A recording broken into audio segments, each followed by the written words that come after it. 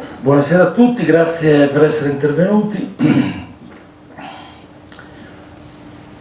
Buonasera al professor Boccaletti, che sono molto contento di aver conosciuto, perché svolge un lavoro, insomma i suoi titoli e le cose che fa sono già state riassunte, quindi è inutile tornarci su. Forse non è stato accennato al fatto che questo libro è stato considerato dall'Economist uno dei saggi più importanti usciti nell'ultimo anno, quindi è un riconoscimento scusate, che vale, che conta, ed è effettivamente un libro molto importante. È il libro di un fisico teorico di base, no? La prima laurea del professor Boccaletti in fisica, poi è diventato un fisico dell'atmosfera, si è occupato di acqua, ha fatto mille altre cose, master eccetera, ma sostanzialmente è un libro di un uomo di scienza, non solo di scienza ma delle cosiddette scienze dure.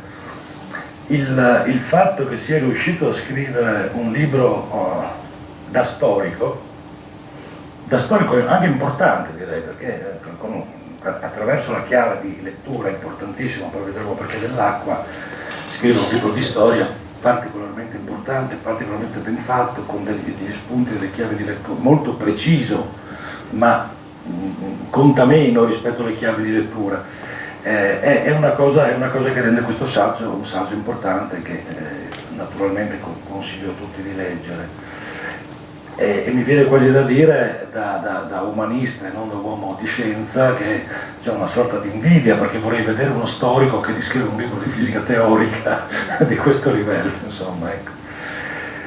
Da dove iniziare? Io inizierei proprio da questa dimensione, cioè la dimensione storica del libro, poi verremo a toccare argomenti magari più vicini a noi, più attuali, eccetera, ma la visione che dà questo libro dei percorsi storici, ma per storia intendiamo, noi siamo abituati a studiare la storia, soprattutto quelli della mia generazione o della nostra, è la storia occidentale. La storia che fa Boccaletti in questo libro è una storia globale, è una storia che va dalla Cina, all'India, all'Africa, eccetera. E comincerei da lì, cioè comincerei col chiedere all'autore quali sono gli snodi, siccome sono molti gli snodi nel libro dove l'acqua diventa un elemento fondamentale, non dico che crea o plasma o crea ex nihilo le istituzioni politiche o le religioni o le cose, però ha un ruolo importante in tutto questo, un ruolo che nei libri di storia tradizionali probabilmente viene sottovalutato e qui invece viene puntualmente argomentato. Quindi partirei proprio da qui, fare una sintesi, ecco, per dire quali sono i momenti della storia, non solo occidentale, in cui l'acqua, che poi svolge questo ruolo per tutta la storia, se dobbiamo trovare 2 o 3 snodi fondamentali, quali sono? Sì.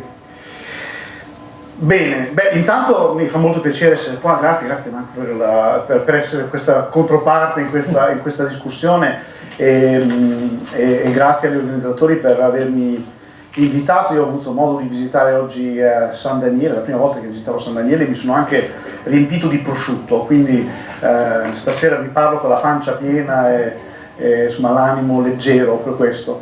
Sì, io ho scritto un libro sull'acqua che è in realtà una storia di una relazione che a volte nel libro stesso io racconto come dialettica non in senso ovviamente hegeliano, ma insomma dialettica nel senso che è un rapporto che noi umani abbiamo sviluppato con questa che è probabilmente l'agente più potente del sistema climatico sul territorio. Voi sapete che le inondazioni, le siccità di cui abbiamo esperienza ormai quotidiana non sono altro che l'espressione del sistema idrico sul territorio e sono esse stesse l'espressione del clima del pianeta. Quindi è il modo in cui la Terra si manifesta nella nostra vita. I fenomeni idrici sono la principale categoria di fenomeni che agiscono su scale temporali e spaziali che sono rilevanti per la società umana, no? Le siccità si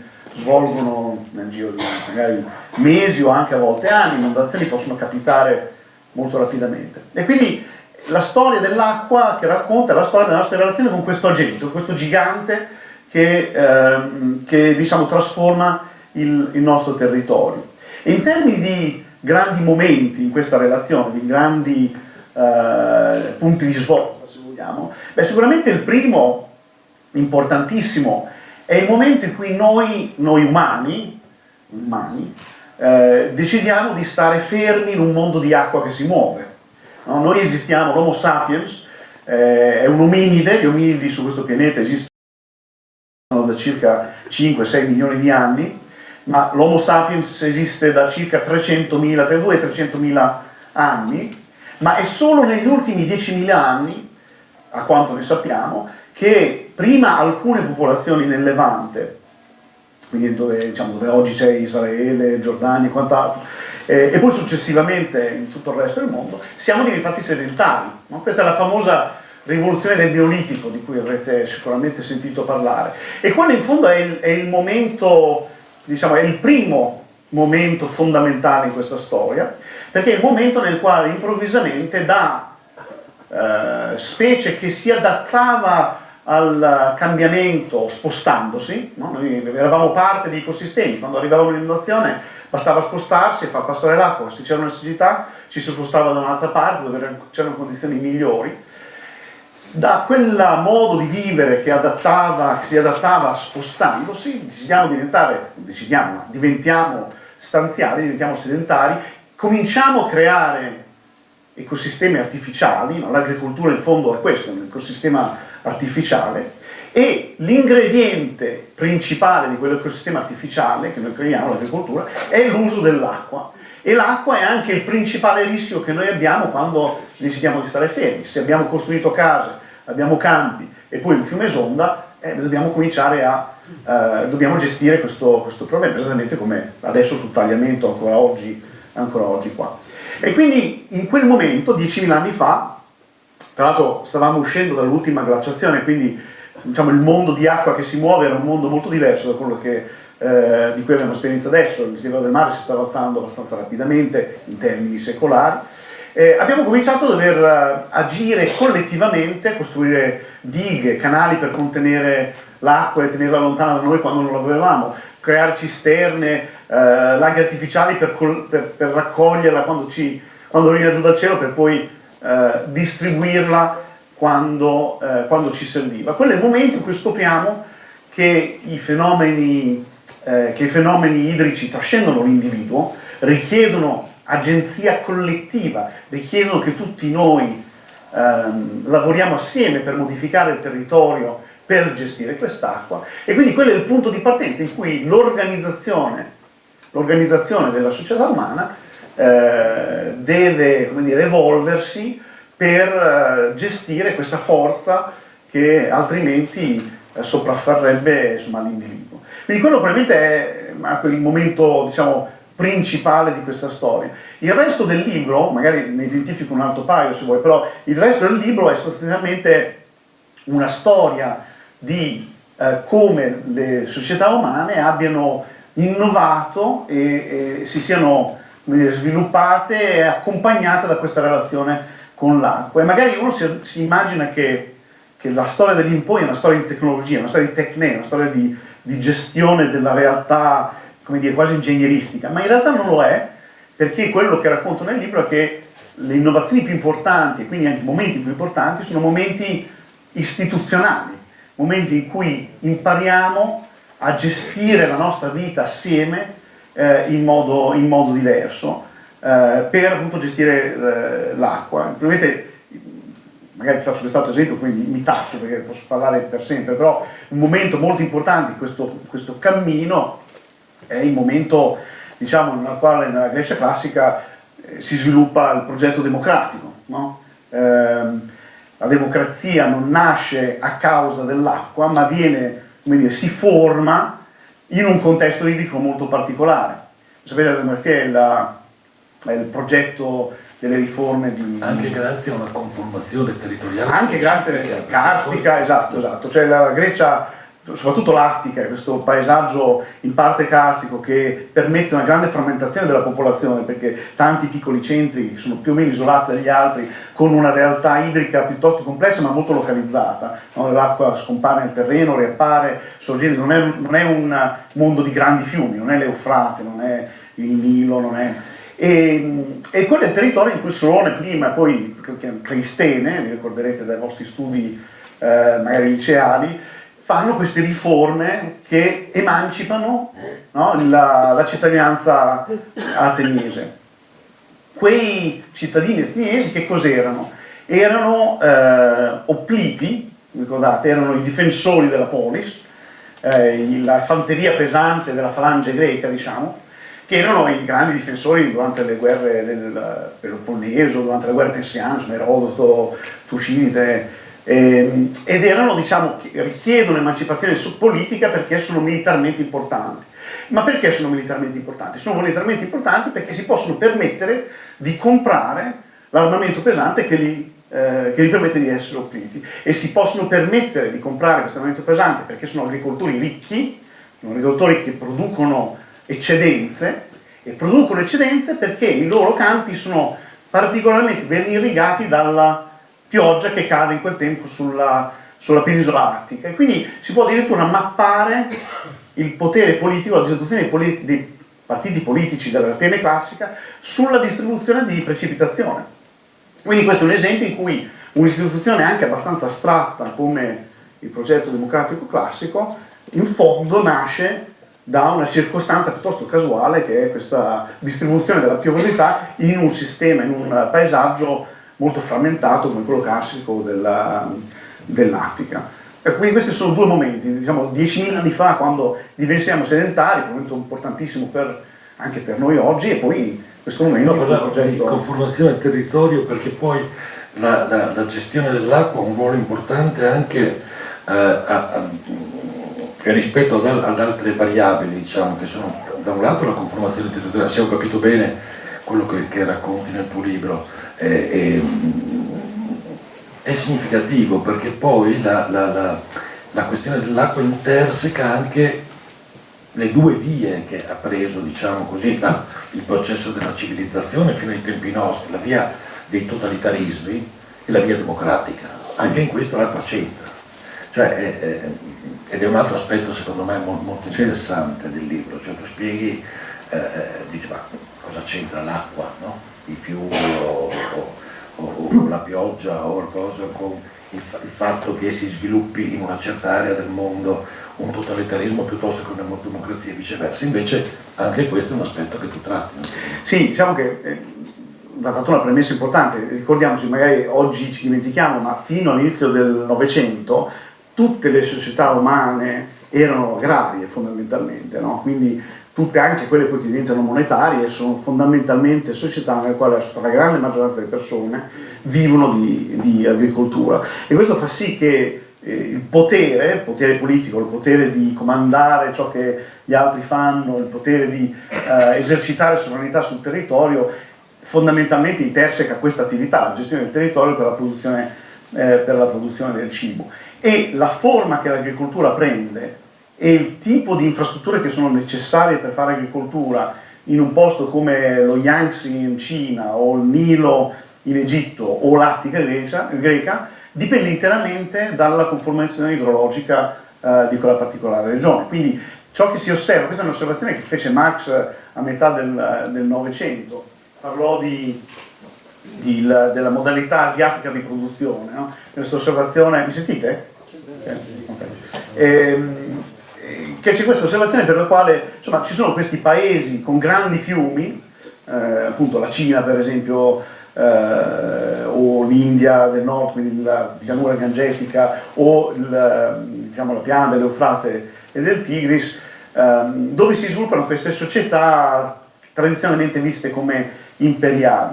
Diciamo, questa storia ha avuto anche una deriva, come dire, un po' determinista, no? Le persone hanno agenzia, non è che l'acqua determina unicamente il modo in cui si sviluppa il potere. È evidente dal fatto che probabilmente la società idraulica più potente al mondo è l'America, dove non si è sviluppato il totalitarismo, ma si è sviluppata negli ultimi 200-300 anni la Repubblica modello, no? Però non c'è dubbio che i problemi che vengono posti a una società che vive in una grande piana con un fiume monsonale che può spazzare via una civiltà, i problemi che si pongono sono problemi che hanno un impatto sul tipo di istituzioni che si sviluppano, sulla quantità di potere, di sovranità, sulla scala alla quale il potere politico si deve esprimere.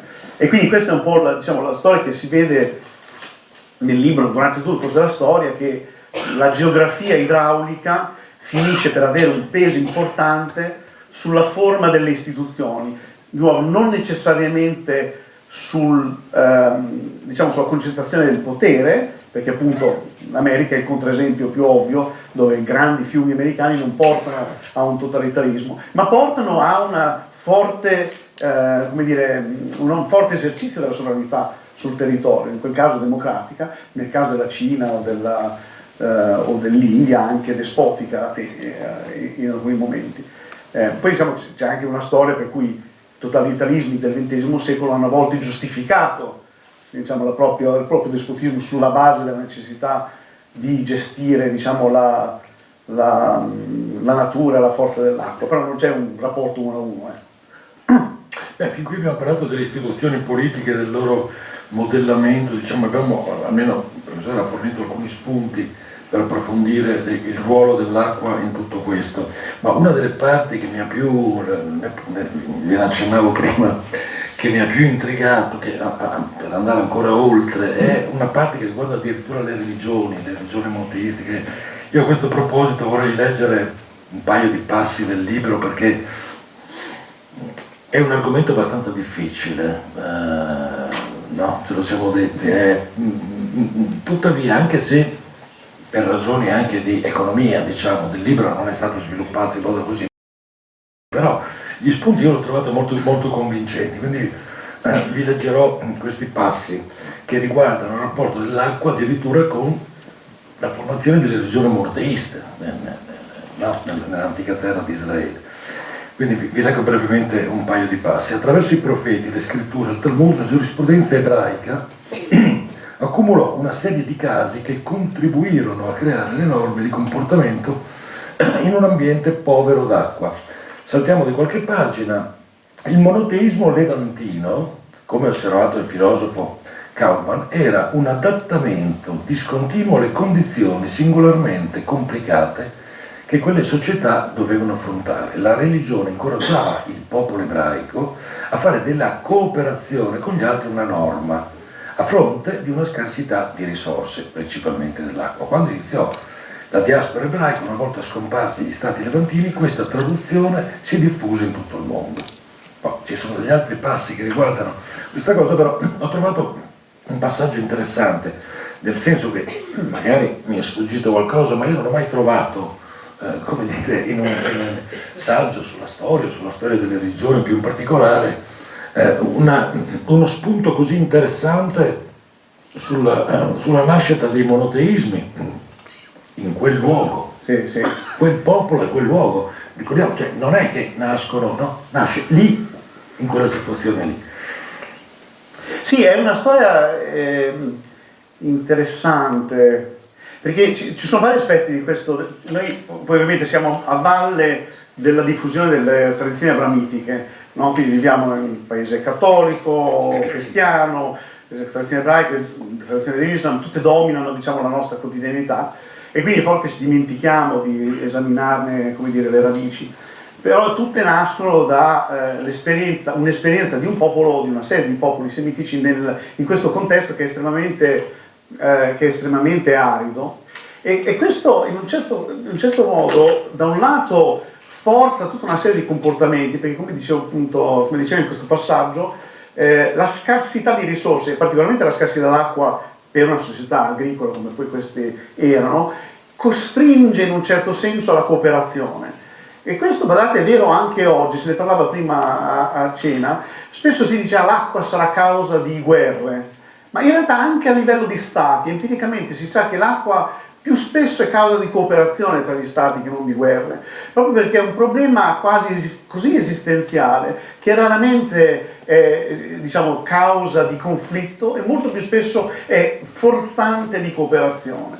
Quindi da un lato si creano dei comportamenti cooperativi che poi vengono codificati nei testi, per esempio la Bibbia è un compendio di esempi di cooperazione, che poi viaggiano, no? E diventano morale, diventano etica, diventano filosofia, poi diventano politica.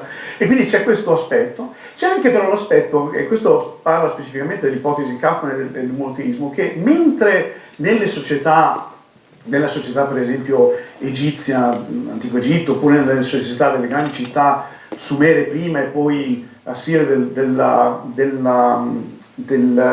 dell'Eufrate, l'acqua è una presenza estremamente tangibile nella vita delle persone, che incoraggia in un certo modo il panteismo, che incoraggia a identificare la divinità con l'evento reale, no? Quello poi che troverà Spinoza tanti anni dopo, no? La natura.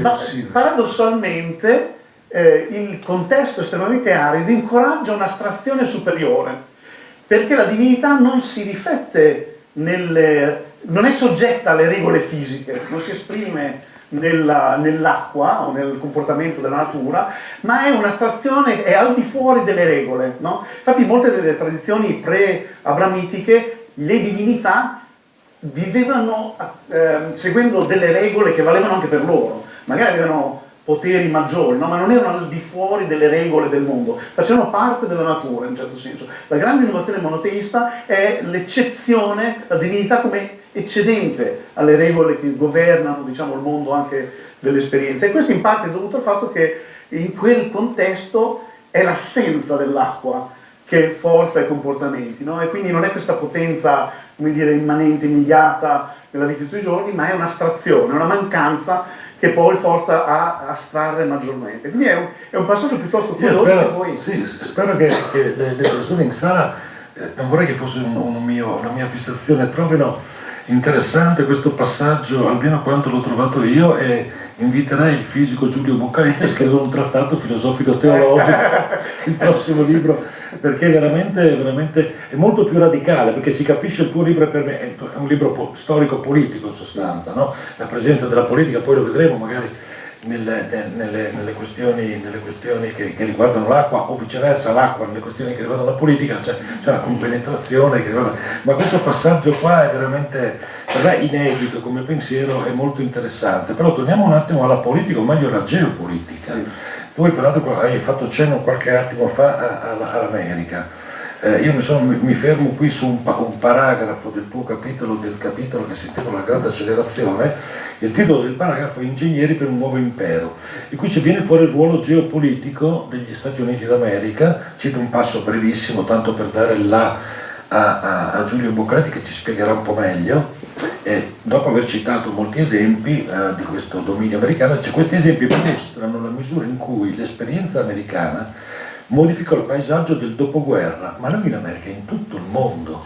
Cioè, noi spesso parliamo, no, nel nostro immaginario, il ruolo dell'America, nel dopoguerra, ma anche prima, insomma, sappiamo più o meno cos'è, ma vederlo in questa chiave qui, cioè con l'ingegnerizzazione idraulica che gli americani portano a un certo punto in tutto il mondo, modificando, non facendo il colpo di Stato in Cile, per intenderci, o facendo le politiche di Noriega a Panama, ma modificando i paesaggi del mondo. Attraverso questo è molto interessante. Vorrei che tu ti soffermassi un po' su questo ruolo degli America, che non è il più immediato a pensarci, no? Cose che poi su cui torneremo, cose che sta facendo la Cina oggi, sì, tra l'altro. L'America ha questo ruolo interessante perché è un paese le cui istituzioni hanno radici europee, improvvisamente si confrontano con una geografia che europea non è. No? Il Mississippi, per dire che è il grande fiume americano, copre il 40% degli Stati Uniti continentali, è un fiume immenso, il terzo fiume più grande del mondo, è il fiume che lo scrittore William Faulkner, scrittore americano del Mississippi, descriveva come quel fiume che passa attraverso il tuo salotto e porta via il pianoforte. No? Questa sensazione di questo fiume che proprio domina diciamo, la vita di tutti quelli che vivono in questo in questo bacino. E ci sono vari momenti nei quali l'America in realtà gioca un ruolo importantissimo per tutto il mondo, nel modo in cui l'acqua si relaziona alle nostre istituzioni. Il primo, che magari accenno adesso, poi se vogliamo ci torniamo, è che in realtà la Repubblica Americana, la Costituzione americana è intrisa d'acqua, perché la Costituzione americana viene creata sulla base fondamentalmente della necessità di negoziare il trasporto di questi grandi fiumi, incluso il Mississippi, attraverso stati che dovevano federarsi. E quindi già lì c'è un seme molto importante diciamo dell'esperienza americana. Però quello a cui tu accenni è diciamo, la trasformazione in secolo idraulico del XX secolo. E lì cosa succede? L'America, voi sapete, nel corso dell'Ottocento si espande, altri potrebbero dire colonizza, dipende dal punto di vista, l'ovest degli Stati Uniti, si sposta sempre più verso ovest. Poco dopo la guerra civile, quindi siamo alla fine degli anni 70 dell'Ottocento, c'è il primo direttore dell'Istituto Geologico Americano che si chiamava John Wesley Powell, c'è un grande lago in America che si chiama il lago Powell, è intitolato a lui, viaggia nell'Ovest per cercare di capire come poter sviluppare questi 16 stati che sono i 16 stati più occidentali. Perché? Perché uno Stato federale deve poter spostare le persone verso Ovest così che votano, così partecipano alla politica, no? E si rende conto che questi stati dell'Ovest non sono affatto, non hanno un clima e un territorio, un'idrologia che non è affatto adatta per il tipo di agricoltura che gli europei che vivevano all'est degli Stati Uniti avevano imparato a fare. Ed era molto chiaro che serviva un intervento dello Stato federale per trasformare il paesaggio sia in termini ingegneristici ma anche in termini scientifici e agronomici. Cioè ci voleva un nuovo tipo di agricoltura per poter coltivare la California, per dire. La California era fondamentalmente un deserto, sicuramente era il sud della California. All'inizio del XX secolo una città come San Diego, di cui magari avete sentito parlare, sotto Los Angeles, una città che oggi ospita 2-3 milioni di persone, all'inizio del XX secolo poteva al massimo accomodare 10-15 mila persone, con le risorse che aveva. Quindi si doveva completamente trasformare quel paesaggio. E così fanno, c'è un'era della politica americana che si chiama l'era progressista, durante la quale i muscoli, diciamo, dello Stato federale americano vengono messi al servizio della riingegnerizzazione del territorio. È in quel periodo che si imbriglia il Mississippi, è in quel periodo che si costruiscono la famosa Hoover Dam, la diga di Hoover, che diventò poi un mito del XX secolo, tant'è che la prima, tu sei un giornalista, la prima copertina di Life Magazine era una fotografia della Hoover Dam.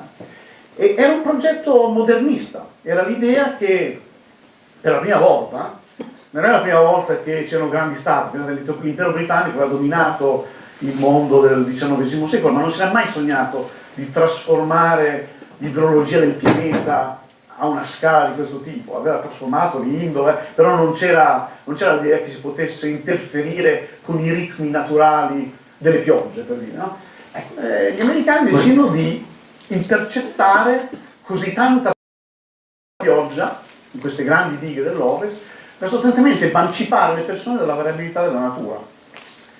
E hanno successo, perché oggi 40 milioni di persone vivono in California, no? È il giardino degli Stati Uniti.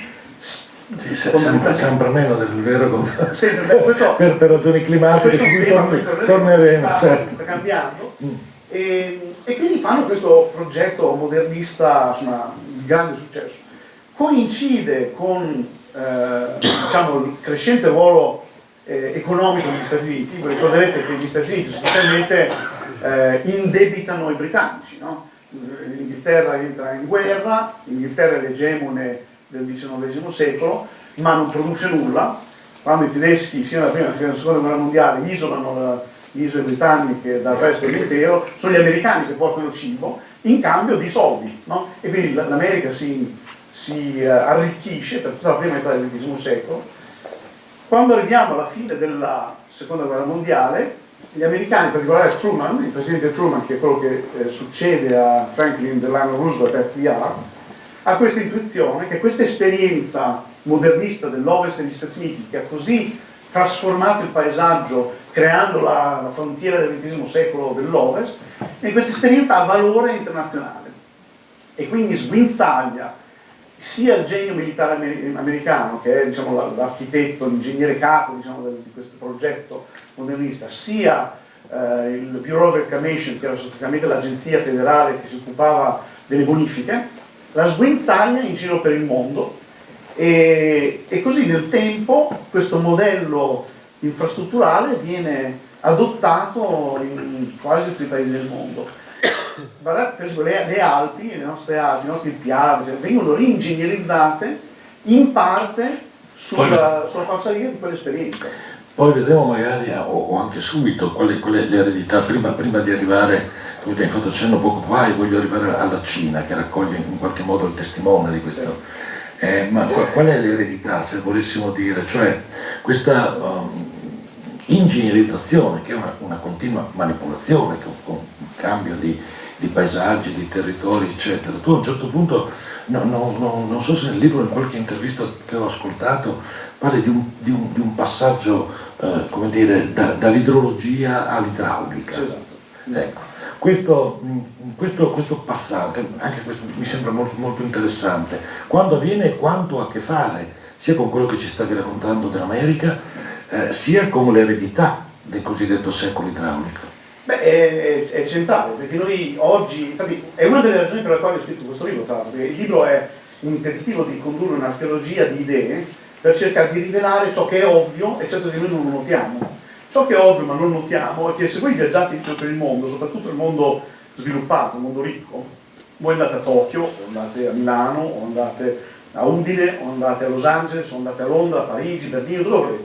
La vostra esperienza quotidiana della realtà è sostanzialmente invariante, è sempre la stessa. Nessuno di voi guarda un fiume quando dovete andare da un posto all'altro, nessuno di voi si preoccupa di prendere un secchio la mattina e andare a prendere l'acqua da un fiume, perché abbiamo sostanzialmente preso l'idrologia del pianeta, piove quando c'è un temporale, e abbiamo convertito in idraulica funzionale alla nostra vita industrializzata. L'obiettivo era di emanciparci completamente dai ritmi che governavano la vita agricola dell'Ottocento e di permetterci di vivere da un giorno all'altro sostanzialmente, costantemente in una condizione di staticità, di stazionarietà, al punto che siamo diventati ciechi alla presenza di questa forza di cui parlavo all'inizio, no? Questa forza enorme. Ed è per questo che, tra l'altro, per parlare di cronaca un secondo, anche in Italia, ogni volta che succede un'inondazione o che succede una siccità, emergenza, catastrofe,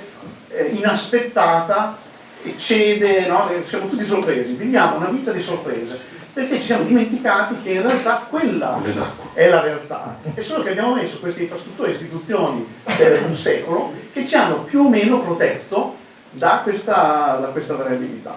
E quindi il secolo idraulico è quello, è l'emancipazione dei paesi sviluppati, perché le storie interamente diverse. Io ho lavorato per anni in Etiopia sono le condizioni in cui noi eravamo 100 anni fa, cioè ancora si vive alla frontiera della variabilità climatica, no? Però noi fino ad adesso, fino a tutto recentemente, vivevamo in questa illusione di controllo totale che è l'eredità di questo progetto modernista che nasce e si sviluppa negli Stati Uniti, ma viene abbracciato da Mussolini qua in Italia, viene abbracciato dai vari totalitarismi del mondo, e fa sì che per anni ingegneri andassero negli Stati Uniti a vedere queste infrastrutture e poi tornassero nei loro paesi e costruissero cose simili. C'è un'esperienza molto importante di cui parlo nel libro, che se ci sono ingegneri idraulici tra voi avrete anche studiato, che si chiama la Tennessee Valley Authority, TVA. La TVA era una corporazione di proprietà pubblica che gestiva il fiume Tennessee e gestiva 50 dighe per produrre elettricità, dare irrigazione alla valle del Tennessee, ed era sostanzialmente un'agenzia di sviluppo. Il governo federale aveva finanziato la costruzione di queste infrastrutture, aveva creato un'istituzione che aveva, diciamo, proprietà del bacino per favorire lo sviluppo di una parte molto povera del paese. Questo succede negli anni 30. L'America esporta tramite Truman questa esperienza e noi abbiamo Tennessee Valley Authorities, TVAs, ovunque nel mondo. Il fiume Giordano ha una Jordan Valley Authority Il fiume Helmand in Afghanistan c'ha una Helmand Valley Authority. Il fiume Yangtze era stato organizzato per avere una Valley Authority. Il fiume Indo c'è un trattato che è stato disegnato sulla Valley Authority. Pensate che, dico solo quest'ultima cosa su questo, Jean Monnet, fondatore, il primo cittadino europeo, era un grande ammiratore, come si dice in italiano, un americofilo, un amante dell'America, americofilo, e lui era un grande studente della TVA, questa era un grande amico del suo primo direttore, e quando si tratta di fare il primo progetto per cercare di cooperare con i tedeschi ed evitare che si ricostruisca diciamo, un potenziale siderurgico tedesco, fa l'istituzione internazionale della Ruhr, che è modellata sulla TVA.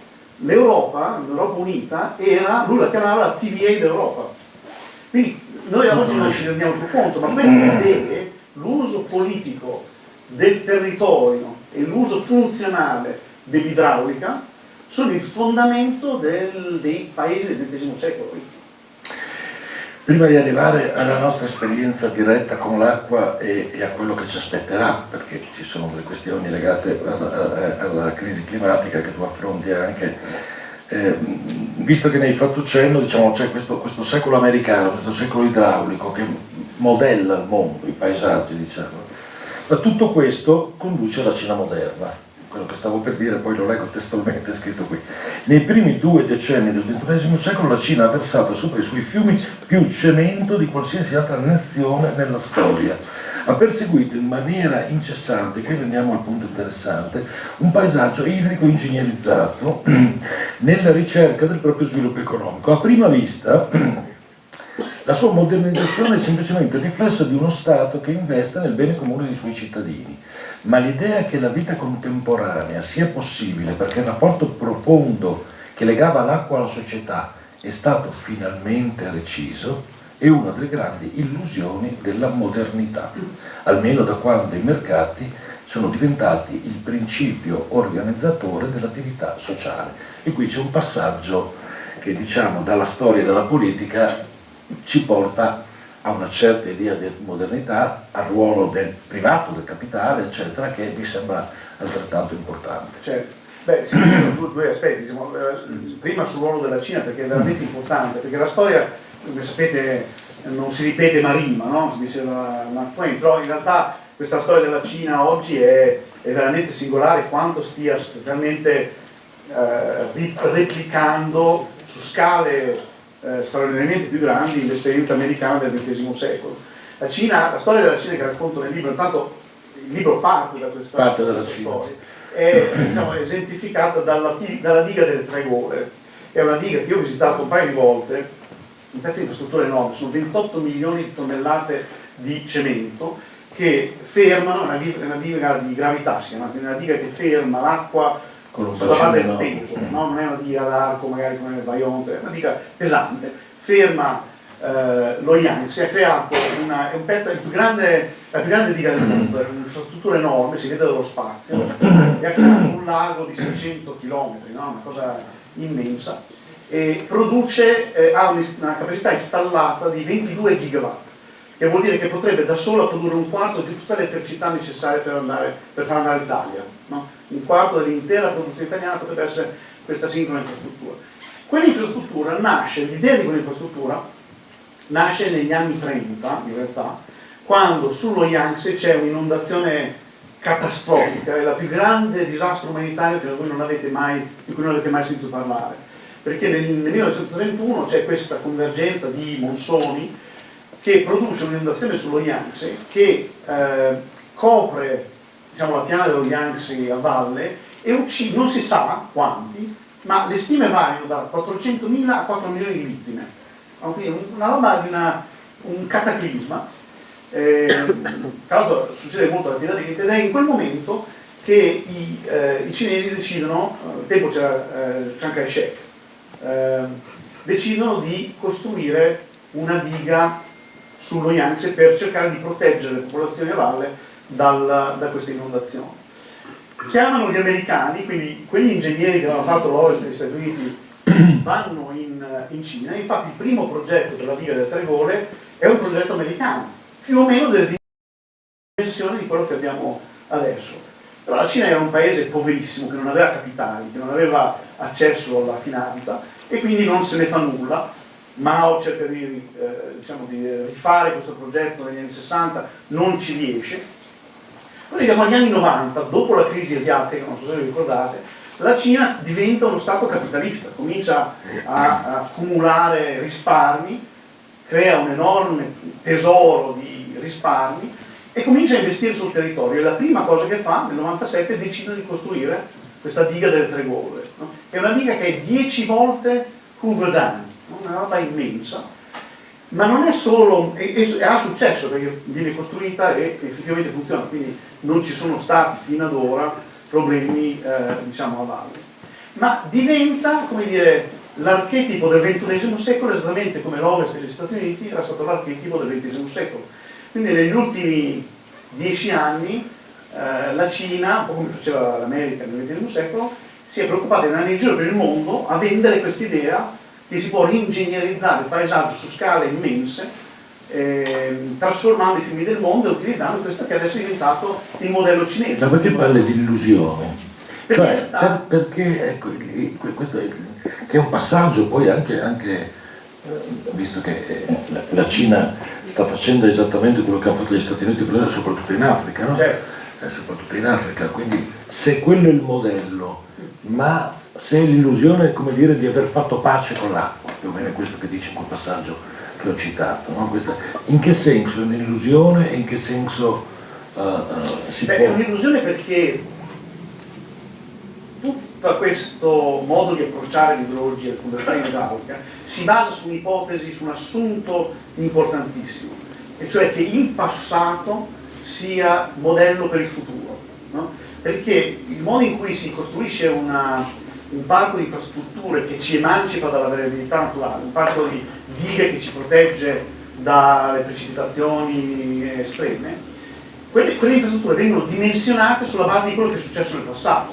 Quindi il nostro paesaggio, la ragione per la quale voi non guardate il cinema durante i vostri viaggi per andare al lavoro, è che noi abbiamo dimensionato le nostre infrastrutture esattamente sulla precipitazione, sul clima che abbiamo avuto per gli ultimi 100 anni. E se il mondo fosse stazionario, magari quell'illusione potrebbe anche persistere per tanto tempo. Ed era un po' la premessa di quell'investimento, cioè si pensava che fosse un investimento fatto una volta, siamo a posto, no? E se uno vive in un paese in via di sviluppo, guardi al California e dici, beh, quello è un successo, no? Voglio quello. Però in realtà quello che noi stiamo osservando è che non viviamo in un mondo stazionario. La stazionarietà è cosa del passato.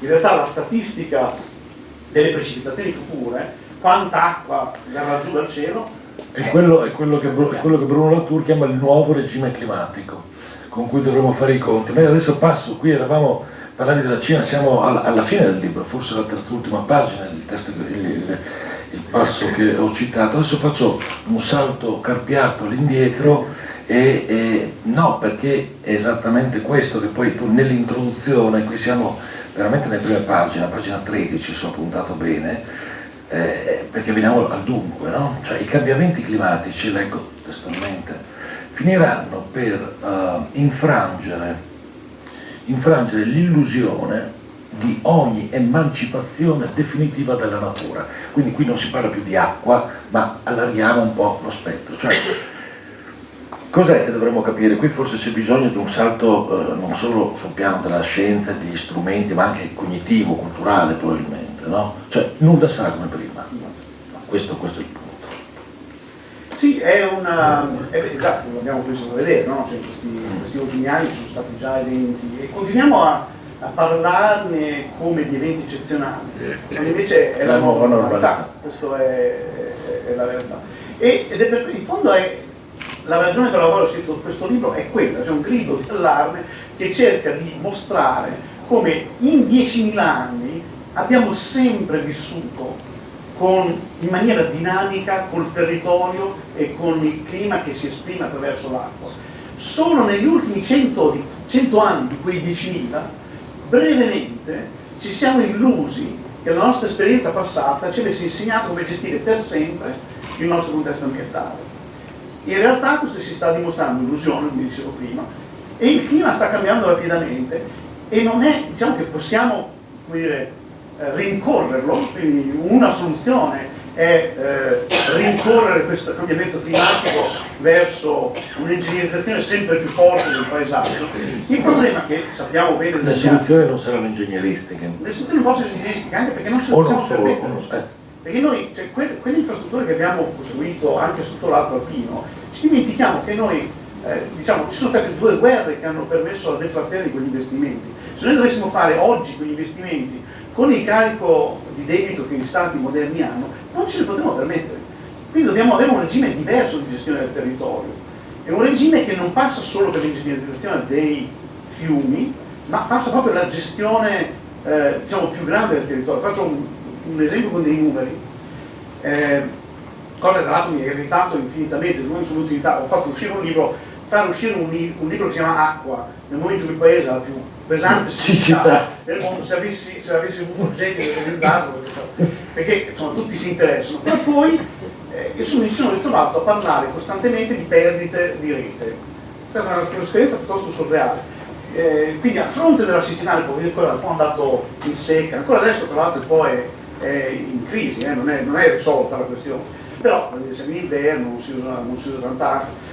Allora vi do dei numeri per farvi capire la questione. Sul paese, sull'Italia, cadono circa 300 miliardi di metri cubi d'acqua, 300 miliardi di metri cubi d'acqua, è tanta acqua, tanta acqua quando cade sul Regno Unito, tra l'altro, no? È distribuita in maniera molto variabile, però insomma 300 miliardi di metri cubi d'acqua. Metà di questi vengono intercettati da piante prima che arrivino in un fiume. Quindi la stragrande maggioranza dell'acqua nel territorio italiano non è gestita dalle infrastrutture del fiume, è gestita da come è fatto il territorio. Sono le foreste, sono i campi agricoli che coltiviamo. Quindi la leva più importante nella gestione idrica di un futuro incerto è la trasformazione del nostro territorio. Sono le politiche forestali, sono le politiche agricole. Non è un caso che Israele moderno abbia investito enormemente in agricoltura di precisione, in varietà che sopravvivono all'aridità, no? Che la leva più importante nella gestione dell'acqua non è l'ingegneria, è l'agronomia, è la gestione del territorio, è anche la cultura del rischio, sapere come gestire quando le cose succedono. Quindi dei 300, 150 vengono intercettati prima che arrivino nel fiume. Di quei 150 che poi arrivano nel fiume, una parte l'Europa ci impone di lasciarla per ecosistemi, non facciamo molto bene in Italia, ma dobbiamo lasciare. Il resto, la stragrande maggioranza di quello che viene tirato fuori dal fiume non è per uso potabile, ma è per l'agricoltura, l'irrigazione suppletiva, soprattutto nel nord Italia, per supplire a ciò che piove, 20, 30, anche 40, dipende, miliardi di metri cubi all'anno. Quindi la storia dell'acqua, il problema che noi dobbiamo affrontare, è quando voi guardate fuori dalla finestra, cosa vedete? La risposta a quella domanda, che è una risposta fondamentalmente politica, no? È una domanda come vogliamo che sia la nostra casa, e quella è la leva principale per la gestione futura dell'acqua, non dighe che non ci possiamo permettere, sicuramente non solo la gestione della distribuzione idrica dei sistemi integrati. La politica non sembra essere all'altezza di risolvere questi problemi, almeno per quanto riguarda il mio paese, o almeno per quanto io vedo, cioè rispetto alla gravità e alla possibilità che quello che chiamiamo oggi eccezionale appunto diventi la nuova normalità, non si vedono, non è solo la politica, non c'è solo la mano pubblica, c'è anche una questione di fronte alla questione dell'acqua che è legata, no? Potremmo dire che in questo caso in un certo senso potremmo usarla come sinonimo di natura per quello che stiamo dicendo in questo momento, anche se non è corretto. Non c'è solo la politica, chiama in causa probabilmente anche questioni che sono pre o post politiche e le questioni dentro le quali siamo, cioè il mercato, l'economia di mercato, la proprietà privata. Il tuo libro è un libro in cui si sottolinea a ogni piè sospinto che l'acqua nasce come res publica, come tale va gestita. Hai spiegato poc'anzi che piuttosto che appunto perché res publica è più, come dire, è più facile che inneschi dei compromessi, degli accordi piuttosto che delle guerre, e quindi è res publica. Una frase molto secca, sempre tratta dal tuo libro, all'inizio, l'introduzione: l'acqua è res publica, sfida la proprietà privata. Allora, questo non è un testo marxista-leninista, però la frase è importante, il passaggio è importante. L'acqua sfida la proprietà privata. Che cosa puoi spiegarlo meglio?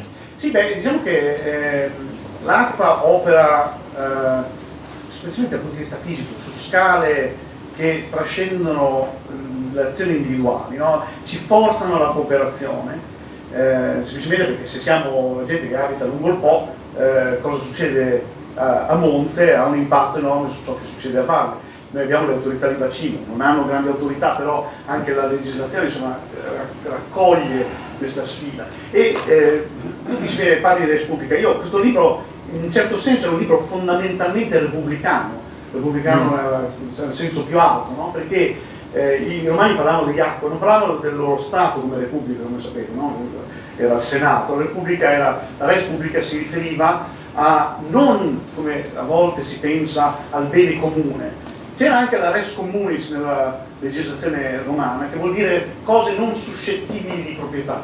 Ma l'acqua non era res communis, era res publica, vuol dire che è suscettibile di proprietà, ma è proprietà dello Stato come rappresentante della cittadinanza. No? E quindi sull'acqua, se volete, è come dire, il punto più elementare del progetto repubblicano, dove gli interessi privati si devono confrontare con le responsabilità collettive. Ed è la soluzione del problema è una soluzione istituzionale. Quindi in un certo senso, secondo me, noi viviamo, io continuo a cercare di dire alla gente che noi viviamo in una repubblica ambientale, che il mandato principale della repubblica è quello di gestire il territorio in funzione degli altri obiettivi repubblicani, che sono il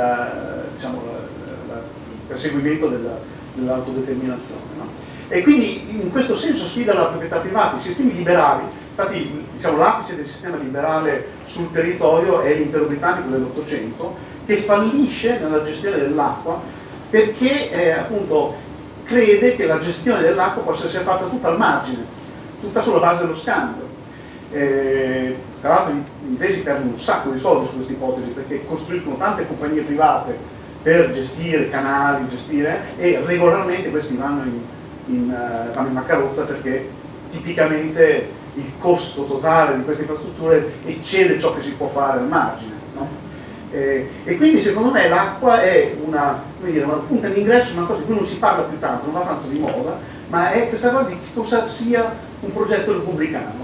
3/4 dei paesi del mondo sono repubbliche, si chiamano repubbliche, in larga parte come eredità diciamo, del sistema legale romano, e credo che quella sia la chiave per gestire la natura, l'ambiente nel futuro. Sarà non tanto pensarlo come elemento non suscettibile di proprietà, comune, esterno alla nostra economia, alla nostra vita, ma come elemento che è suscettibile di proprietà dello Stato, della collettività come cittadinanza. E quindi quando io una cosa che dico su questo è, quando c'è stato questa città quest'estate, interviste, disastro, no? Poi casualmente arrivano le elezioni e uno si aspetterebbe, no? C'è stato questo, abbiamo passato 3 mesi a parlare di questa cosa epocale, scomparso dall'agenda. No? Si aspetterebbe che la cosa più ovvia, che un partito politico che intermedia una cittadinanza, sia proporre soluzioni al problema che è appena successo, per cercare di evitare che succeda l'anno prossimo. Per passare dal globale al locale, in questa regione le autorità competenti, non so quale assessore, ma non importa, non mi interessa fare i nomi, ha dichiarato poco tempo fa con grande orgoglio che quest'anno l'impiego di risorse pubbliche per sparare coi cannoni la neve dove non nevica saranno raddoppiate o triplicate dopo l'anno. Ecco, noi siamo usciti anche in Friuli Venezia Giulia da un'estate che rappresentato una situazione analoga a quella della Valpadana e del Po, insomma, no? Si parlava addirittura di razionamento in alcuni comuni, no? Questo dicevo, la politica è scomparso dall'agenda. Sì, C'è una miopia dal piccolo al grande, dal locale che è stupefacente. Ma è una miopia comune, nel senso che è di tutti noi. Cioè non è solo che i partiti politici non avevano offerte, è che poi la gente non ha votato neanche basato su quello che si diceva, no? Quindi secondo me c'è proprio un problema di, permettetemi di dire, educazione civica, nel senso che cosa vuol dire essere cittadini della Repubblica in un momento in cui il territorio nazionale attraversa una crisi? E guardate, il meridione d'Italia, per esempio, è probabile che si ritroverà un clima molto difficile desertico. Non è che il Nord Africa non è gestibile, però va gestito con una serie di investimenti. L'Israele è moderno, è un paese produttivo, che produce agricoltura, però sono stati fatti investimenti nel corso di 20, 30, 40 anni strategici per convertire un sistema produttivo da quello che era al tempo del protettorato a quello che è diventato oggi. L'Italia deve fare un simile percorso di trasformazione di varietà economico, e questo richiede uno Stato e una cittadinanza che capisca che vanno prioritizzati degli investimenti collettivi. No, siamo nella logica dell'emergenza, la siccità adesso è uscita dall'agenda in un modo incredibile, senza pensare a quello che potrà succedere l'anno prossimo ancora, passando a un livello ancora più globale. Tutte le previsioni della Società Meteorologica Mondiale, dell'IPCC eccetera prevedono, tu parli anche delle migrazioni nel tuo libro, prevedono che in zone del mondo importantissime sta già avvenendo un fenomeno come il Sahel e come tante altre zone del mondo, l'acqua non è solo quella che scorre lungo i fiumi o che scende dal nostro rubinetto, l'acqua è anche circolazione atmosferica sotto un'altra forma, non liquida ma gassosa. La circolazione atmosferica cambia i destini, probabilmente è destinata a cambiare i destini e le politiche del mondo a livello globale, quindi l'acqua è anche questo. L'acqua, anzi, sta diventando soprattutto questo, perché in presenza di zone di vastissime aree del mondo che con ogni probabilità nell'arco non di 100 anni ma di 20, 15, 20 anni saranno quasi desertificate, si pone un problema enorme. L'ONU in un rapporto le Nazioni Unite in un rapporto di qualche anno fa hanno calcolato entro il 2030, se non ricordo male, migrazioni in termini di centinaia di milioni di persone, centinaia di milioni, non stiamo parlando delle barche di Lampedusa, stiamo parlando di centinaia di milioni di persone che sono i cosiddetti migranti. Sta già succedendo e l'intensità di questo accadimento sarà quindi, voglio dire, no? Ed è un problema dell'acqua. Infatti adesso, per dire, noi siamo molto focalizzati sull'est Europa, però dal punto di vista umanitario nel Corno d'Africa c'è un disastro che sta andando avanti da svariati mesi, con carestie che non si vedevano dagli anni '80. Questi problemi sono sempre sovradeterminati, quindi è chiaro che ha a che fare anche col collasso del compatto civico etiope, la guerra civile eccetera, però ci sono 20-30 milioni di persone che hanno fame, e in Somalia ci sono già 2-3 milioni di persone che sono spostate a causa di appunto 3 anni di siccità che hanno distrutto i raccolti, e questi cominciano a spostarsi. Quindi la cosa sta già succedendo in paesi più vulnerabili. Questa è una storia che nel libro capita costantemente. I cambiamenti climatici che portano a cambiamenti... Sono cambiamenti demografici. Sono cambiamenti demografici. Le inondazioni più pericolose sono quelle non di acqua ma di persone.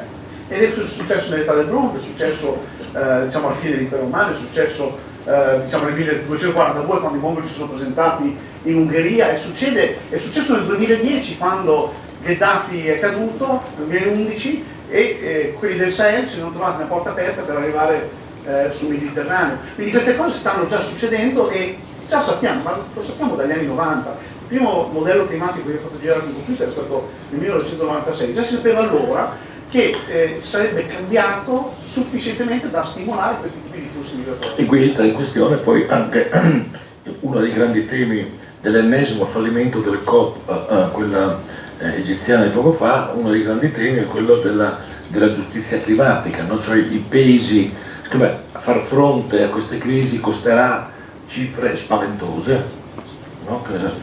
E c'è anche una questione di giustizia climatica, chi si fa carico di questa cosa, no? Cioè sono i paesi che più hanno contribuito prima inconsapevolmente e poi ancora peggio consapevolmente, perché dagli accordi di Parigi ad oggi le emissioni di CO2 nell'atmosfera sono aumentate, non solo stanno aumentando, ma l'obiettivo dell'1,5 dei 2 gradi, secondo alcuni tra i massimi esperti climatologici del mondo, è praticamente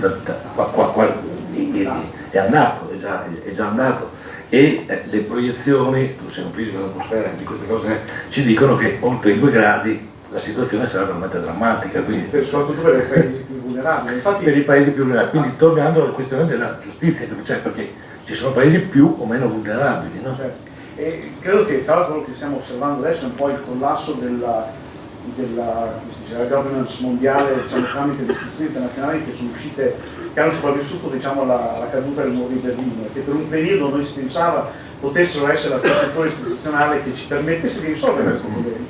In realtà quelle istituzioni internazionali che sono fondate sul rispetto reciproco dei paesi in questo momento si sono dimostrate molto incapaci di gestire, di intermediare questo tipo di problemi, ed è non un caso che stanno fallendo. Tanto più presente diventa il problema di adattarsi a un cambiamento climatico invece di semplicemente cambiare, diciamo, il parco energetico. Ma per molto tempo noi pensavamo, la discussione era sostanzialmente trasformiamo il comparto energetico, riduciamo le emissioni così da evitare di dover affrontare un cambiamento climatico severo che trasformerà il paesaggio di molti paesi.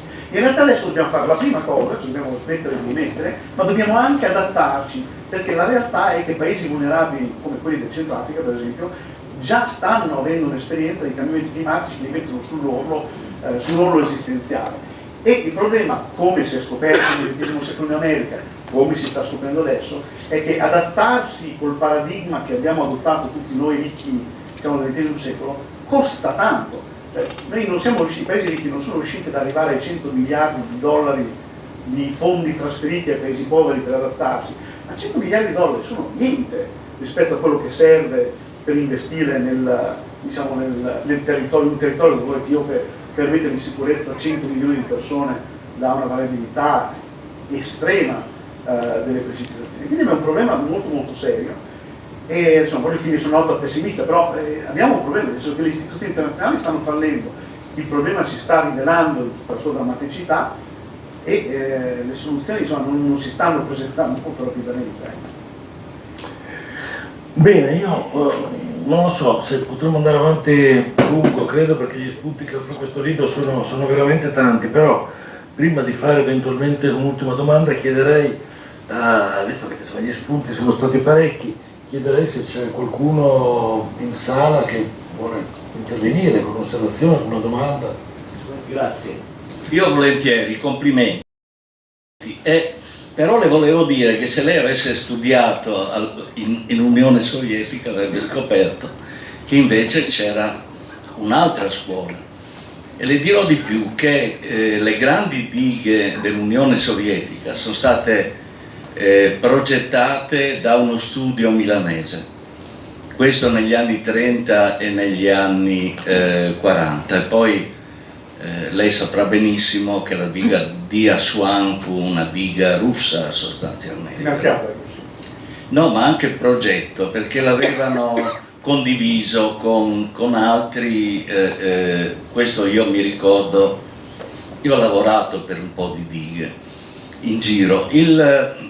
Ci dimentichiamo di ricordare, varrebbe la pena forse, che noi abbiamo avuto il Vajont come massima espressione di quello che lei giustamente prima ha annunciato come bisogno di Stato nella gestione delle acque, perché lì appunto ci fu, lei sa benissimo, una struttura privata che agì nel proprio interesse e contro ogni buonsenso. Oggi noi abbiamo un grave deficit sull'acqua, anche in questa regione, perché non occorre andare in giro per il mondo. Noi per esempio abbiamo chi distribuisce l'acqua nel Friuli perde, pochi lo sanno, il 46-47% dell'acqua trasportata, che è una bestialità. Nemmeno la città più meridionale d'Italia a una gestione così disastrosa. E poi francamente noi siamo ricchi d'acqua, a noi abbiamo tanta acqua, però viene usata malissimo, viene usata nella nostra regione. Viene usata male nel senso, per esempio, che i nostri depuratori, vede, quando io in Arabia Saudita andai negli anni 70 per un impianto di depurazione, un grande impianto, in cui a Riyadh trasformarono su un brevetto giapponese le acque delle fogne in acque potabili, e la cosa funzionava con un processo osmotico che poi è diventato invalso. Ma da noi c'è uno spreco tremendo, per esempio non si fanno gli acquedotti duali per l'industria, non si fanno gli acquedotti duali per l'agricoltura. I depuratori che noi facciamo, adesso c'è l'ultimo nell'Isontino, scaricano tutto in mare, con un tubo in mare, quando poi la depurazione è tale per cui quell'acqua potrebbe essere tranquillamente utilizzata nell'entroterra per l'agricoltura o per l'industria. Cioè, questo è un modo dissennato e la gente si deve rendere conto di non guardare troppo lontano, bisogna cominciare da casa nostra. Grazie. Grazie per l'intervento.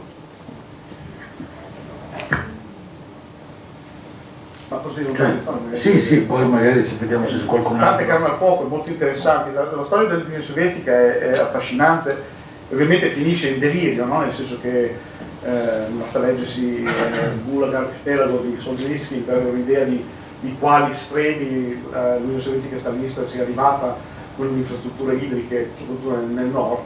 Inizialmente Lenin viene aiutato molto dagli americani, tant'è che la diga di Dnieprostroi, che è sulla diga sul Dniepro in Ucraina, di cui adesso si è anche parlato, la prima iterazione di quella diga fu progettata dal colonnello Cooper, che era il colonnello che aveva disegnato una diga molto famosa che si chiama Muscle Shoals sul Tennessee, che fu la diga che alimentò anche il Manhattan Project.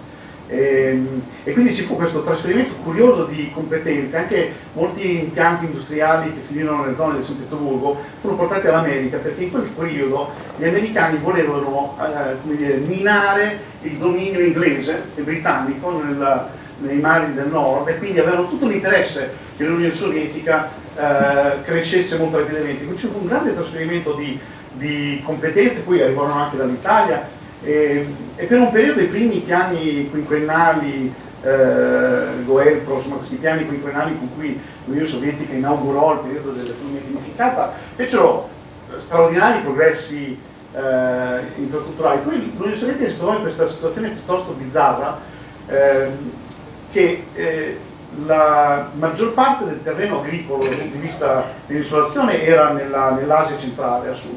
La maggior parte delle risorse idriche erano a nord, gli Yenisei, tutti questi fiumi che finiscono nell'Artico, a parte il Volga. E quindi ci fu questo continuo tentativo di ringegnerizzare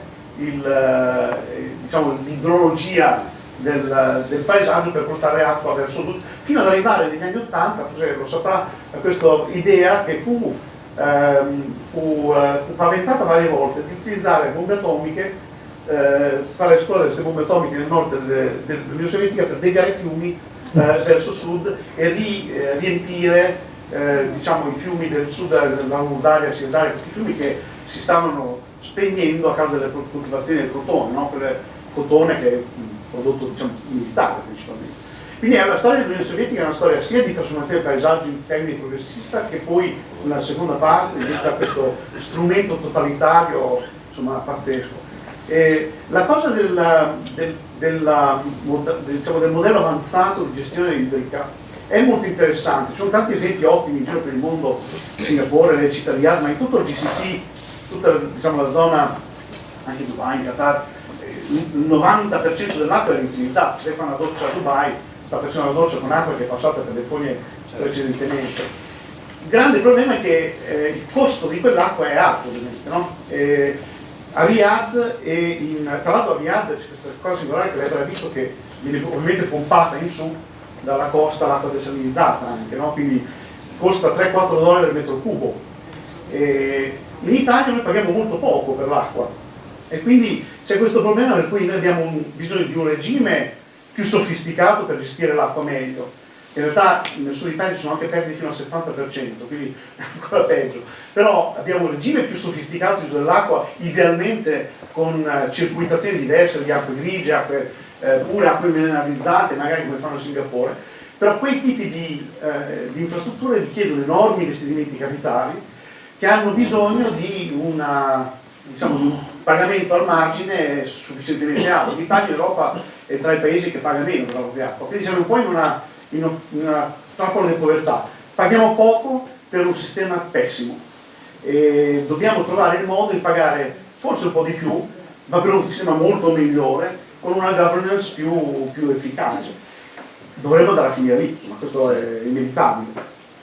Come ci arriviamo? Una buona domanda, perché tra l'altro uno dei problemi grossi, come saprà, è l'uso agricolo dell'acqua, per dire. Il sistema di licenze italiano è folle, nel senso che sostanzialmente perché il Po è andato in secca? Nelle istituzioni regionali si è detto non è venuto a piovere, che è vero, però è anche vero che ci sono centinaia di cannucce che succhiano acqua fuori indipendentemente da quanta acqua c'è nel fiume. No? Senza pianificazione, le licenze vengono date con volumetria fissa e vengono concesse indipendentemente l'una dall'altra, tra l'altro dalle province, non dall'autorità di bacino. Quindi questa frammentazione un po' attraverso tutte queste province, le province indipendentemente danno via l'acqua a Vicenza, poi ci si sorprende che quando c'è un po' meno si asciuga, no? Quindi c'è, di nuovo, non è ingegneria solo, ma è anche istituzione. Il famoso caso dei furti d'acqua nel Pavese. Siamo arrivati a... C'è una casistica infinita di questioni.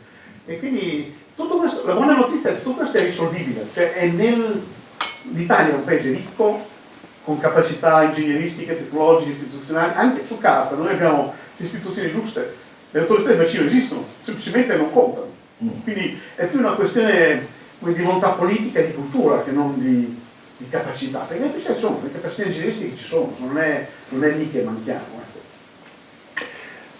Bene, c'è qualche altra domanda, qualche altro intervento? Qui davanti vedo. Qui siamo a San Daniele, c'è anche la questione del tagliamento, che è una questione, però si aprirebbe un capitolo infinito. No, ne abbiamo parlato la volta scorsa, proprio del tagliamento, il nostro fiume alpino che funge da corridoio ecologico, talmente naturale, finché dura, ecco, che vengono a studiarselo da tutto il mondo. E proprio il tagliamento mostra questi fenomeni di prelievi indiscriminati, perché poi c'è anche un'altra cosa con cui dobbiamo fare i conti, l'idroelettrico, che è stato diffusissimo anche con microcentrali elettriche, e ce ne parlava il relatore la scorsa volta, non c'è fiume della carne ormai che non veda degli sbarramenti, dei prelievi, questo a danno anche della naturalità, a danno dell'ambiente, e determina la moria di pesci e l'interruzione di quello che è il deflusso minimo vitale. Però io mi soffermavo su due aspetti che lei ha toccato, l'acqua è intesa come bene comune, quindi appartenente alla collettività, e questo dovrebbe implicare una gestione partecipata.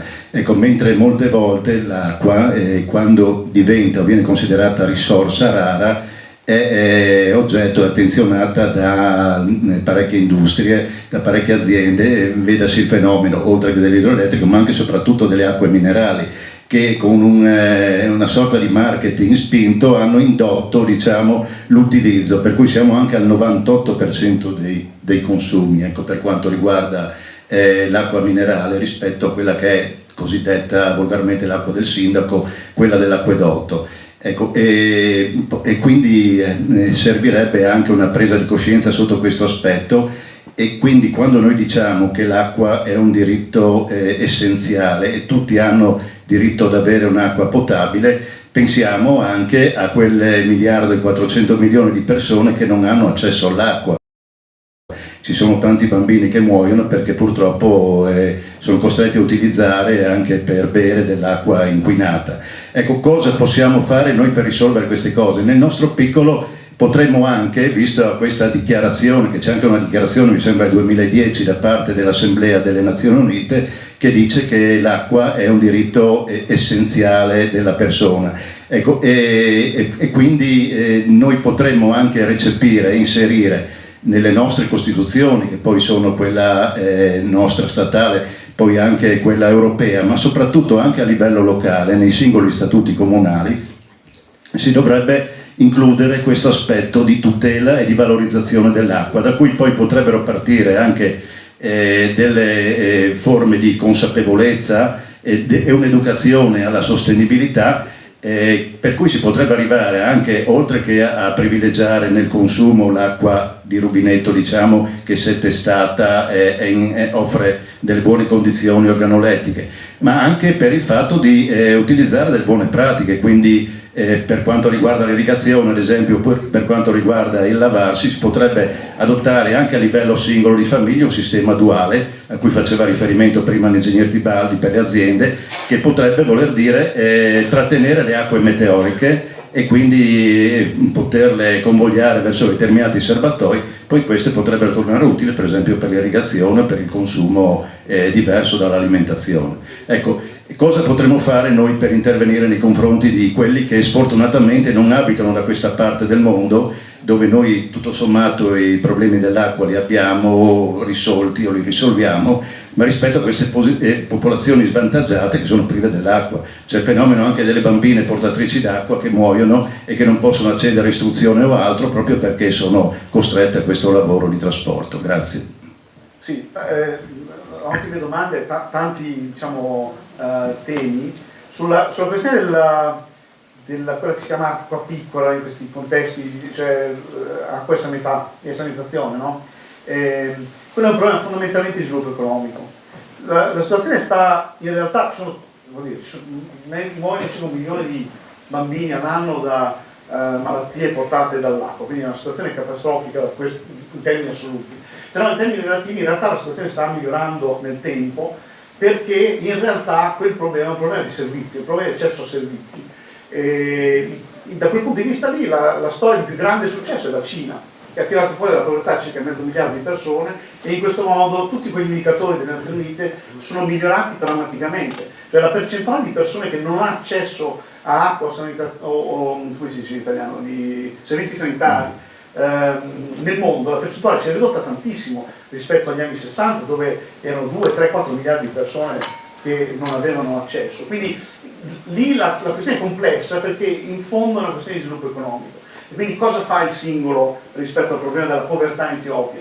Cosa fa il singolo rispetto alla povertà in Sudan? Questi sono problemi sovradeterminati, no? Che hanno non una sola causa ma milioni di cause. È una questione complessa. Credo che lì il veicolo più importante sia la responsabilità che noi abbiamo rispetto, per esempio, a un ingaggio che un paese come l'Italia fa con la cooperazione internazionale. Quello è uno strumento importante di assistenza, no? Che convoglia il nostro desiderio collettivo di aiutare attraverso delle risorse, dei sistemi nazionali che poi possono aiutare ancora di più in contesto europeo, ancora di più in contesto estero. L'Europa, per dire, ha potenzialità immense per migliorare la vita delle persone in paesi come il Sahel. Basterebbe comprare più prodotti agricoli là, no? Invece che produrre qua. Però, come spesso accade in questi problemi, è sempre una questione di compromessi, no? Non è mai solo una questione di fare del bene, perché ci sono sempre interessi che si contendono. Per la questione dell'Italia bisogna fare attenzione, perché l'acqua potabile è incomprensibile come mai l'Italia sia il primo o secondo mercato di acqua minerale al mondo. È una roba che credo sia, la mia interpretazione, magari è sbagliata, magari voi saprete, credo sia il risultato del panico della diossina degli anni 70-80, no? È questo momento in cui si pensava, si aprendo il rubinetto, che esce il rubinetto, ci avveleniamo, oddio, e quindi il consumo dell'acqua minerale salì alle stelle e non è mai tornato giù, perché poi è un prodotto che viene spinto.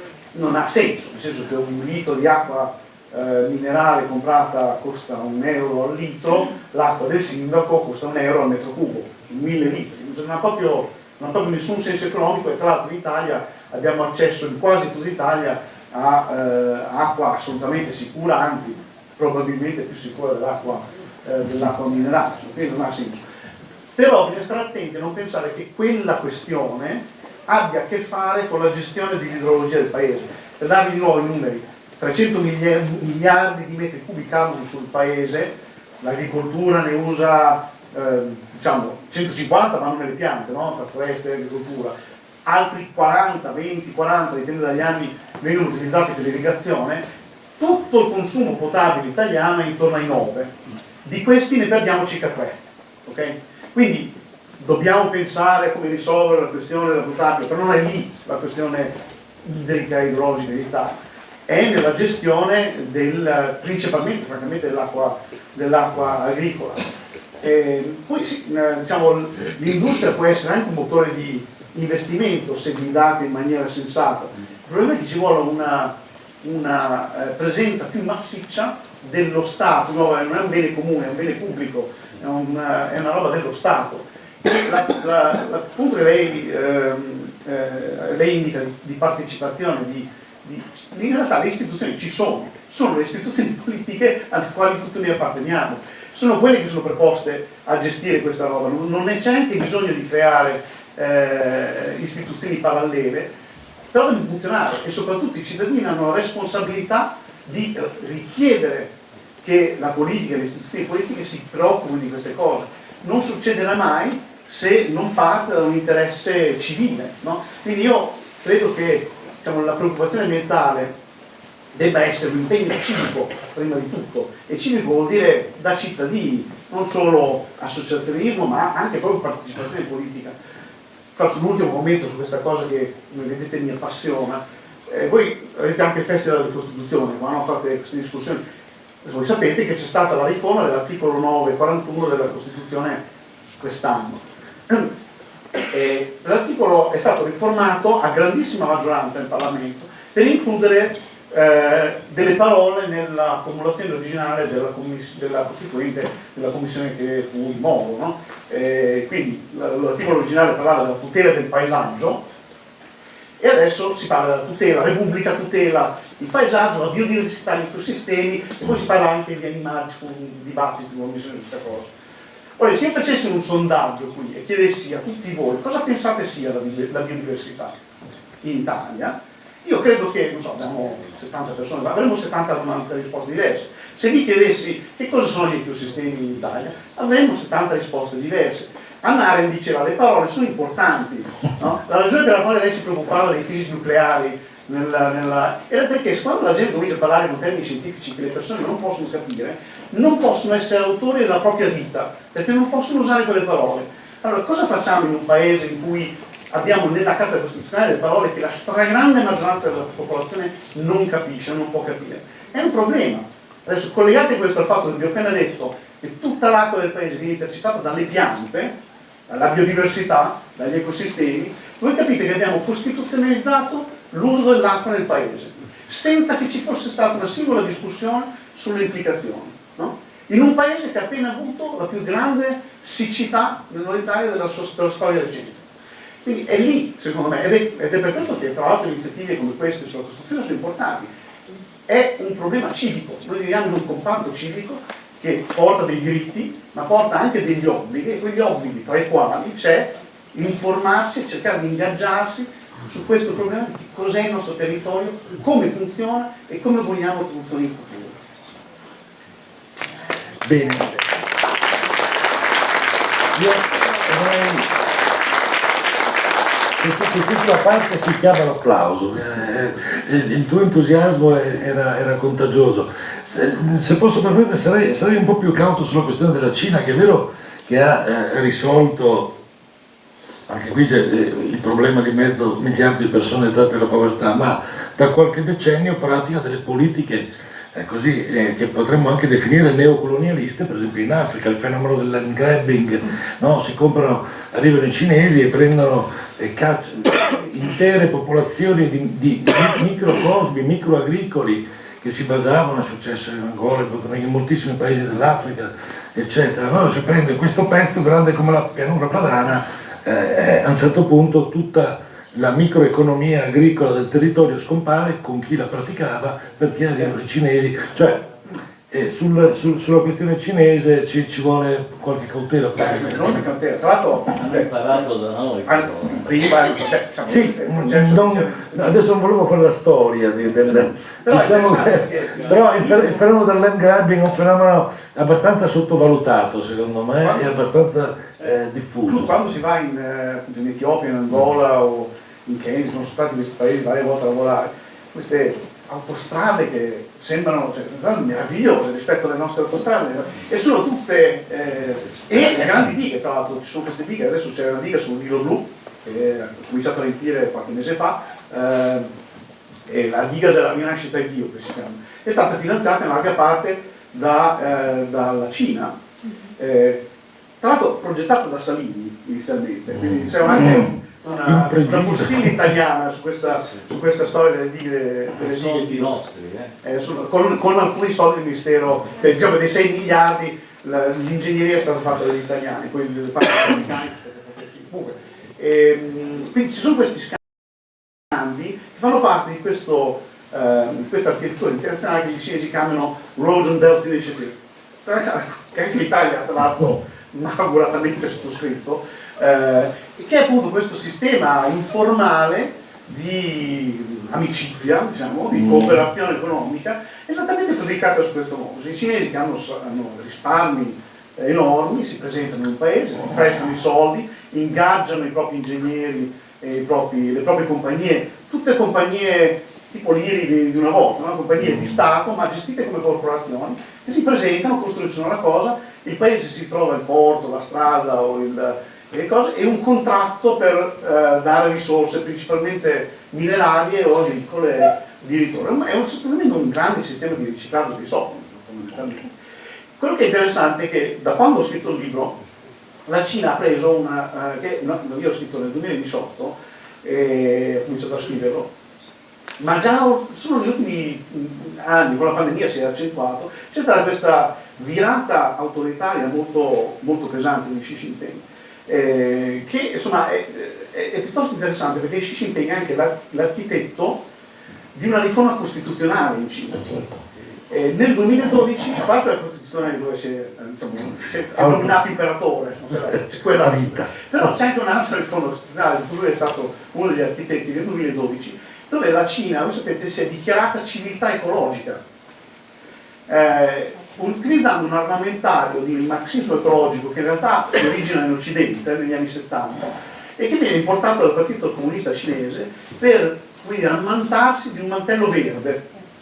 E quindi c'è questa strana situazione dove la Cina si sta comportando come l'America del XX secolo, con una bandierina verde che dice siamo la civiltà ecologica, con un ritorno al carbone pazzesco, quando c'è però anche con un investimento in solare pazzesco, investimento in solare pazzesco, ma con la crisi idrica che ha riguardato l'area, adesso non mi ricordo come si chiama, dei più grandi data center, che come si sa sono idrovori al massimo grado, i data center, milioni e milioni d'acqua al minuto, e sono anche grandi emettitori di CO2, consumatori di energia, tutto questo, la famosa transizione ecologica. Ma a proposito di Repubblica Ecologica, no, mi è venuto in mente, io ho letto un dato, adesso non ricordo dove, forse su un Guardian, adesso non ricordo, che a un certo punto, per far fronte a questo, il 73% dell'energia necessaria a quei data center era tornata a dipendere dal carbone nel 2020, credo, 2019. Quindi, però tu questo per dire che in questo momento siamo in un momento di la storia della Cina importa anche a noi in questo momento, perché siamo un paese con potenza economica, seconda potenza economica mondiale, autoritario, con un progetto modernista, se vogliamo, simile a quello degli Stati Uniti del XX secolo, ma con questa deriva, insomma, dove gli interessi economici sono chiarissimi. Gli interessi politici molto meno, non è interamente chiaro che cosa stia cercando la Cina nell'ordine politico che sta creando, e che però arriva fino alle nostre coste. Il posto attorno a noi dove si sta trasformando il paesaggio idraulico in maniera più radicale è dall'altra parte dell'Adriatico. Tutta la ex Jugoslavia si sta costruendo come si costruiva nelle Alpi tra gli anni 30 e gli anni 50, dighe su dighe su dighe su dighe. Quindi quando parlate dei fiumi diciamo, per preservare la diversità di pesci. Qui la più grande diversità di trote al mondo si trovava nei fiumi dei Balcani, le dighe stanno come la Sadè, fanno la diga e poi prendono la Vicenza, no? Cioè siamo in questo far west della costruzione ed è finanziato in parte dalla Belt and Road cinese. La Belt and Road finisce lì nei Balcani. Quindi è un momento interessante dove c'è una grande potenza internazionale che sta usando nuovamente l'acqua come strumento geopolitico, investimenti in infrastrutture, il cui fine politico non è ancora interamente chiaro.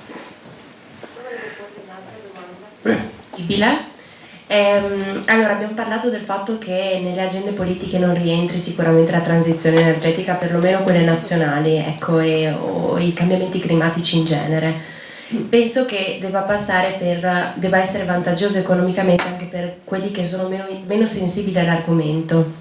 Solo mi chiedo come questa transizione e questo cambiamento a livello nazionale, europeo e poi globale possa passare per il vantaggio economico, cioè quali sono i modi per farlo passare per il vantaggio economico? Grazie. No, è un'altra domanda. Diciamo che se guardiamo solo a due strumenti finanziari recenti, che sono il PNRR e il Next Gen EU, che è lo strumento finanziario europeo per il finanziamento della transizione, e legge la lista di cose che si fanno, ci sono due agende che emergono chiaramente, che riflettono il fatto che c'è in realtà più o meno chiarezza sul fatto che ci sono interessi economici positivi. Una è questa transizione via dai carbon fossili, al di là del problema contingente adesso del gas, eccetera, eccetera. È chiaro che siamo arrivati a un momento in cui tra l'elettrificazione del trasporto e la produzione solare e eolica, che ha raggiunto dei prezzi che sono sotto la parità con le altre fonti, è chiaro che bisogna fare questa transizione, e quindi se lei legge sia il PNRR sia il Next Gen EU, emerge, solo guardando i fatti, guardando i soldi che vengono spesi, emerge un piano più o meno coerente sia a livello europeo che a livello nazionale sul fatto che il sistema deve transizionare. Secondo capitolo chiarissimo dove c'è l'agenda digitale di cui ti interessa anche tu, se uno legge il PNRR o soprattutto se si legge il Next Gen EU, emerge chiaramente un sistema, un piano più o meno coerente, ho tanti problemi, però fondamentalmente abbiamo capito, c'è una transizione digitale in corso. Invece, se guardiamo al capitolo dell'adattamento ai cambiamenti climatici in corso, cioè il fatto che noi, tutti i paesi europei, in particolare l'Italia, si troverà a gestire una situazione idrologica complicata, sempre più complicata, che mette a rischio attività economiche, eccetera, eccetera, e questa coerenza non emerge.